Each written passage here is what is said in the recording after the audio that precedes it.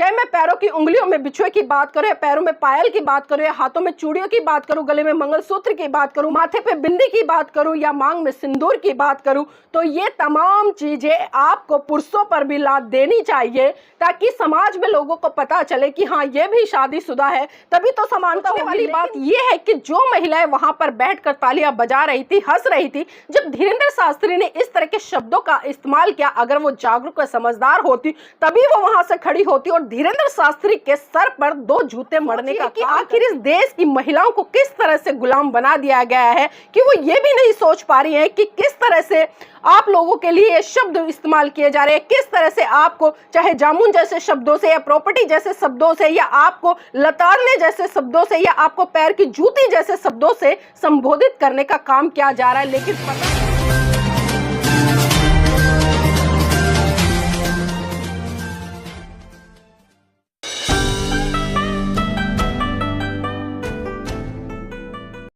मांग में सिंदूर, गले में मंगलसूत्र नहीं तो समझो प्रॉपर्टी खाली है। धीरेंद्र शास्त्री। नमस्कार, आप देख रहे हैं एनबी न्यूज 24x7 नीलम बोध के साथ। और साथियों, जिस तरह से मैंने शुरुआत में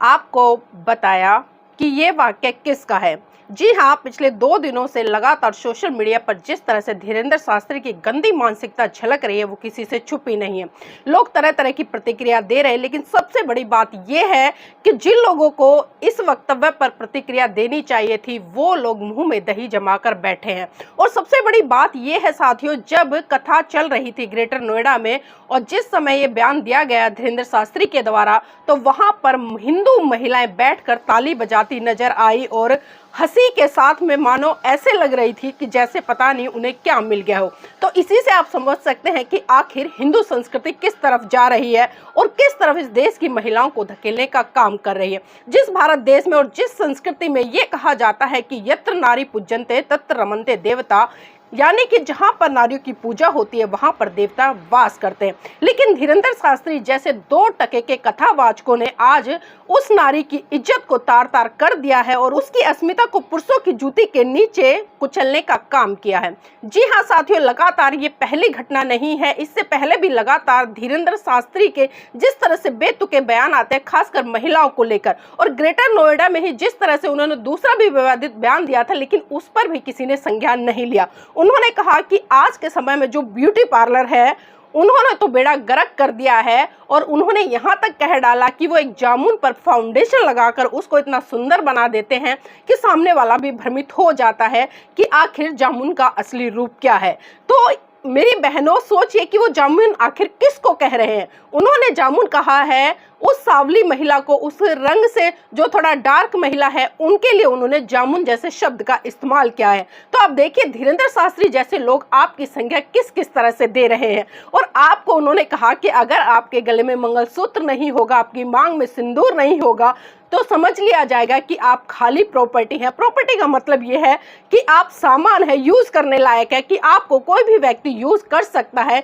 यह है हिंदू संस्कृति की गंदी मानसिकता। और यहाँ पर मैं सभी उन लोगों पर भी सवाल खड़े करना चाहूंगी जो समय समय पर अपने आप को सनातनी कहते हैं, अपने आप को हिंदूवादी कहते हैं, अपने आप को हिंदू राष्ट्र स्थापना करने की तरफ लगातार अग्रसर रहते हैं। क्या अब आप लोगों की भावनाएं आहत नहीं हुई जब धीरेंद्र शास्त्री जैसे व्यक्ति ने आपके घर की महिलाओं के लिए, तमाम महिलाओं के लिए प्रॉपर्टी जैसे शब्द का इस्तेमाल किया और उसको एक वस्तु के रूप में प्रचारित व प्रसारित करने का काम किया? क्या तब आपकी भावनाएं आहत नहीं हुई? तो अब आपकी भावनाएं आहत क्यों नहीं हुई? और साथियों, इतना ही नहीं, अक्सर मैं देखती हूँ चाहे मेरे गली मोहल्ले में जब रामचरितमानस की कथाएं होती है, जब सुंदरकांड का पाठ होता है, वहां पर पढ़ी लिखी महिलाएं, चाहे वो डॉक्टर हैं, इंजीनियर हैं, वकील हैं, यहाँ तक कि जज जैसी महिलाओं को मैंने तालियां बजाते हुए देखा है। और जिस तरह से जब सुंदरकांड की चौपाई पढ़ी जाती है कि ढोल गवार पशु शूद्र और नारी ये सकल ताड़न के अधिकारी, तो साथियों आप सोचिए कि आखिर इस देश की महिलाओं को किस तरह से गुलाम बना दिया गया है कि वो ये भी नहीं सोच पा रही हैं कि किस तरह से आप लोगों के लिए ये शब्द इस्तेमाल किए जा रहे हैं, किस तरह से आपको चाहे जामुन जैसे शब्दों से, या प्रॉपर्टी जैसे शब्दों से, या आपको लताड़ने जैसे शब्दों से, या आपको पैर की जूती जैसे शब्दों से संबोधित करने का काम किया जा रहा है। लेकिन पता नहीं आपकी मानसिक सोच पर किस तरह का ताला लग गया है। मेरी तो समझ से बहुत दूर है। आप भले अपने आप को पढ़ा लिखा कहती हो, बड़े समझदार कहती हो, लेकिन मेरे दृष्टि में आप बिल्कुल अनपढ़ और जाहिल और गंवार हैं, क्योंकि आपका जो दृष्टिकोण है वो इतना भी नहीं समझ पा रहा, वो इतना भी नहीं सोच पा रहा कि 2% का व्यक्ति आपको किस तरह की संज्ञा से संबोधित कर रहा है। और इतना ही नहीं साथियों, एक वीडियो और धीरेंद्र शास्त्री के ग्रेटर नोएडा में जो कथा चल रही है उसका वायरल हुआ, जहां पर पुलिसकर्मी भी खड़े हुए थे, बहुत सारे लोग भी थे, महिलाएं भी बैठी हुई थी। जब एक महिला बैरिकेडिंग के तरफ थी तो धीरेंद्र शास्त्री की ही उपस्थिति में कुछ पुरुषों ने उस महिला को कितने बदतमीजी तरीके से उठाया और उसको बैरिकेडिंग के दूसरे साइड में पटक दिया। और वहां पर जो पुलिसकर्मी था, जो कि नपुंसक कहूंगी मैं, उसे इतना ही भी लाज नहीं आई कि ऑन ड्यूटी उसके रहते हुए आखिर वो पुरुष क्या कर रहे हैं, उस महिला को उठाकर दूसरी तरफ फेंक रहे हैं, जैसे कि मानो वो कोई महिला ना हो, वो कोई सामान हो। तो साथियों, आप इनकी कथाओं में जिस तरह से अपनी भागीदारी निभा रहे हैं, निभाते रहिए, लेकिन उससे पहले सोचिए कि आखिर ये लोग आपको किस तरफ लेकर जा रहे हैं। जो बेसिक मुद्दों पर आज चर्चा होनी चाहिए, जिन बेसिक मुद्दों को लेकर धीरेंद्र शास्त्री जैसे तमाम जो धार्मिक गुरु अपने आप को कहते हैं, उनको चर्चा करनी चाहिए। वो देश के विकास के लिए कितना काम करें, या देश को जो गरीबी से निकालने के लिए कितना काम करें, या देश में जो बेरोजगारी बढ़ी है उसके लिए कितना काम कर रहे हैं। शायद इस दिशा में उनका कोई भी काम नहीं है, बल्कि इस देश की भोली भाली जनता को अंधविश्वास, पाखंडवाद और रूढ़िवाद में धकेलने के लिए बहुत बड़े स्तर पर ये लगे हुए हैं। और इसके पीछे सीधा सीधा साथियों कारण आप सबको पता है कि जिस तरह से सत्ता में बैठी हुई भारतीय जनता पार्टी जो जिस मानसिकता की है, या मैं आरएसएस संगठन की बात करूं,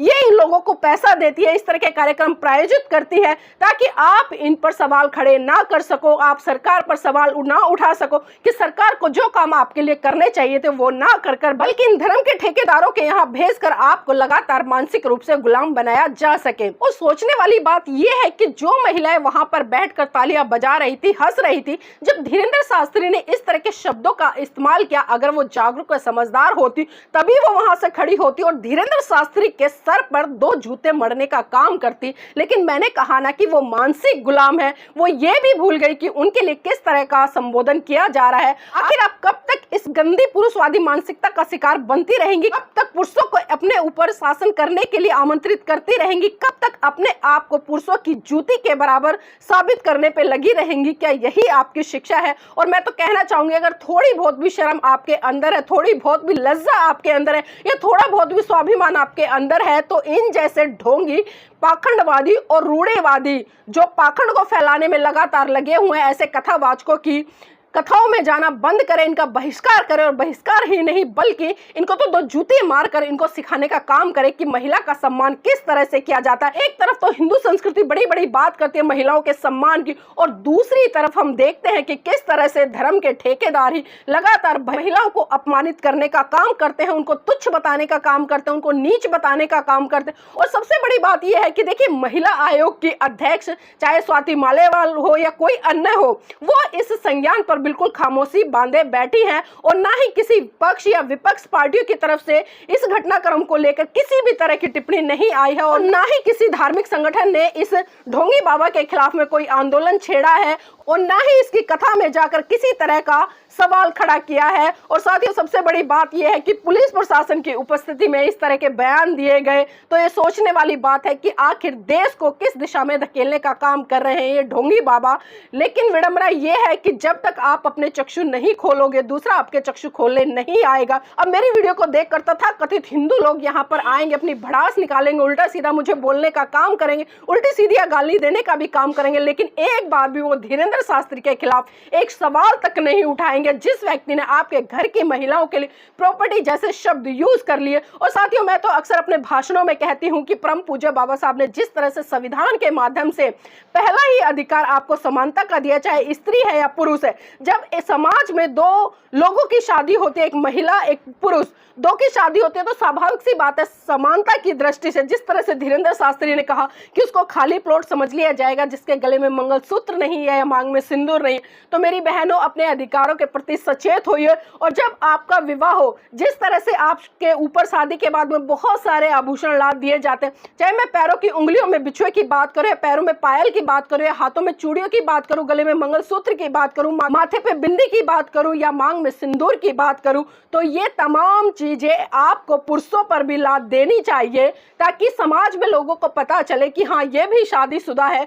तभी तो समानता होगी। लेकिन अगर आप ऐसा नहीं कर सकती तो फिर आप अपने आप को प्रॉपर्टी प्रॉपर्टी कहलाइए, सामान कहलाइए, उपभोग की वस्तु कहलाइए, कुछ भी कहलाइए, मुझे कोई फर्क नहीं पड़ता। लेकिन मेरी ये नैतिक ड्यूटी बनती है कि समय समय पर जब इस तरह के ढोंगी बाबा आपके बीच में आकर आप पर ही प्रश्न चिन्ह लगाए और खासकर महिला जाति पर इस तरह की अभद्र टिप्पणियां करे, सड़क प्रवचन छाप करे, तो ये मेरी नैतिक ड्यूटी बनती है कि मैं अपने देश की तमाम महिलाओं के सम्मान के लिए, उनके स्वाभिमान के लिए, उनकी रक्षा के लिए मैं आऊं और अपने विचारों की अभिव्यक्ति से आपको जागरूक करने का काम करूं। मेरी बहनों, इनकी कथा में जाकर सिर्फ आपका पैसा खर्च होता है, आपका समय खर्च होता है और आप अपनी आने वाली पीढ़ियों को भी कहीं ना कहीं मानसिक गुलाम बनाने की तरफ अग्रसर हो। तो इसलिए मैं आपसे अपील करूंगी, इस जैसे ढोंगी बाबा की कथाओं में ना जाएं, अपना पैसा बचाएं, अपना समय बचाएं। जो पैसा और समय वहां पर आप खर्च करती हैं, उस समय को आप अपने परिवार को दे, अपने बच्चों को दे, और जो पैसा वहां पर खर्च करते हो उस पैसे से आप अपने बच्चों के भविष्य को संवारने का काम करें, उनकी एजुकेशन पे लगाने का काम करें। अन्यथा तो आप इस धर्म की आड़ में कहीं ना कहीं मानसिक गुलामी की तरफ बढ़ती जाएंगी और आप ये भी भूल जाएंगी कि कौन व्यक्ति आपके ऊपर शोषण कर रहा है, कौन आपको अपमानित करना है। अब निर्णय आपका है कि आपको इन ढोंगी बाबाओं की कथा का हिस्सा बनना है या इनका बहिष्कार करके वैज्ञानिक दृष्टिकोण की तरफ बढ़ते हुए अपना और अपने परिवार का विकास करना है।